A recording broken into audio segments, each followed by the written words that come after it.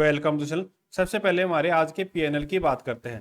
तो आज के दिन मुझे लगभग 7,000 रुपये का लॉस हुआ। आज के दिन निफ्टी की वीकली एक्सपायरी थी, तो मैं नेक्स्ट एक्सपायरी के अंदर ट्रेड किया, लेकिन उसके अंदर भी डिक के थोड़ा मुझे कम मिला। इसी कारण से मार्केट थोड़ा वॉलेटाइल था, तो मुझे लॉस यहाँ पे हो गया है।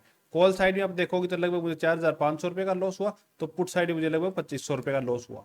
तो मेरे चाहे प्रॉफिट हो चाहे लॉस हो, मुझे इस चीज़ से फर्क नहीं पड़ता कि मेरे क्या हो रहा। मैं मेरी स्ट्रेटेजी के ऊपर विश्वास है कि स्ट्रेटेजी को मैं अगर सही तरीके से करूंगा तो मुझे लास्ट में ऑल ओवर प्रॉफिट में ही रखेगी।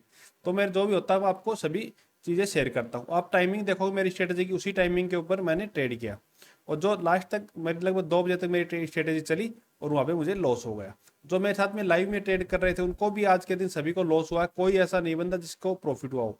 तो मेरे साथ में जो ट्रेड करते हैं, अगर मेरे को प्रॉफिट हो रहा तो उनको भी प्रॉफिट होगा, अगर मेरे को लॉस हो रहा तो उनको भी लॉस होगा, क्योंकि सेम स्ट्रेटेजी के ऊपर सेम टाइमिंग के ऊपर हम सभी ट्रेड करते हैं। अभी चलो हम देखते हैं कल के दिन निफ्टी में कैसे काम कर सकते हैं। तो आज के दिन निफ्टी की हम बात करें तो निफ्टी के अंदर ये एक मूवमेंट था अप साइड में, ये मूवमेंट था लगभग 120 पॉइंट का मूवमेंट था, और इसी मूवमेंट के अंदर हम सभी फंसे हैं, क्योंकि ये मूवमेंट बहुत ही फास्ट हो गया। 5 से 6 मिनट के अंदर इतना फास्ट मूवमेंट आ गया, और इसी मूवमेंट के कारण क्या हुआ कि मतलब प्रीमियम बहुत ज़्यादा सी के साइड में बढ़ गए और हमें लॉस हो गया। अगर ये उसके बाद में मार्केट रेंज के अंदर रहा, लेकिन उससे पहले ही हमारे ऐसे हिट हो गए तो लॉस हो गया। अभी कल के लिए हम देखें तो ये हाई है, ये हमारे लिए एक रेजिस्टेंस की तरह काम कर सकता है, क्योंकि एक बार यहाँ पे हाई है, एक बार ये यहाँ पे भी हाई है, दोनों मतलब बिल्कुल पास से जहाँ से सेलिंग आई है। तो यहाँ पे थर्ड टाइम जाएगा तो भी हो सकता है यहाँ पे रेंज बना के ब्रेकआउट दे दे, या फिर वापस से इसको रेजिस्टेंस की तरह काम करे। यहाँ पे दोनों चांसेज हैं।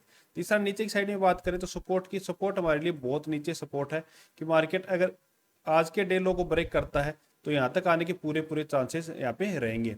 तो हमें करना क्या है, अगर इसको नीचे की साइड में ब्रेक करता है और आज के डे लो को ब्रेक करता है, तो ये यहाँ तक के जो सपोर्ट है, यहाँ तक के लिए हम ट्रेड का प्लान कर सकते हैं, जो 24,120 का है।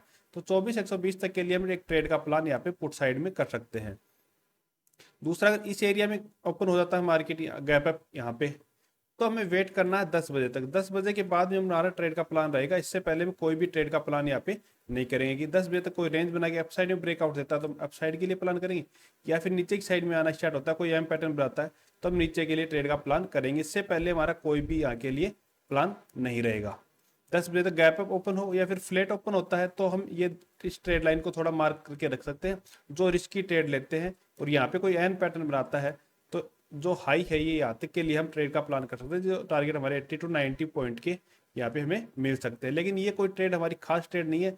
सबसे बेस्ट ट्रेड हमारी या तो यहाँ पे अगर हमें मिलेगा तो है, या फिर यहाँ पे अगर हमें मिलता है और कोई एन पैटर्न अपसाइड में बनाता है तो हमारे लिए सबसे बेस्ट ट्रेड ये रहेगी। अगर यहाँ पे ओपन होता रहा हमें सेलिंग करनी है, या फिर यहाँ पे ओपन होता रहा हमें सेलिंग करनी है, तो लगभग 200 पॉइंट दूर की सी और पी को हम सेल करके रख सकते हैं, जिनका एसएल हम नीचे की साइड में इसका रखेंगे और अप साइड में इसका या फिर इस स्विंग का हम एसएल रख सकते हैं, और लास्ट तक हम ट्रेड का रख सकते हैं। या फिर इसको वजह से ब्रेक किया अप साइड में तो हम कॉल की पोजीशन से एग्जिट कर देंगे, जिस तरीके से मैं करता हूँ, और पुट की पोजीशन को होल्ड करेंगे, जिससे अच्छा मूवमेंट आ गया तो हमें प्रॉफिट मिल सके। अगर आपको वीडियो पसंद आई तो चैनल को सब्सक्राइब कीजिए। Okay, thank you.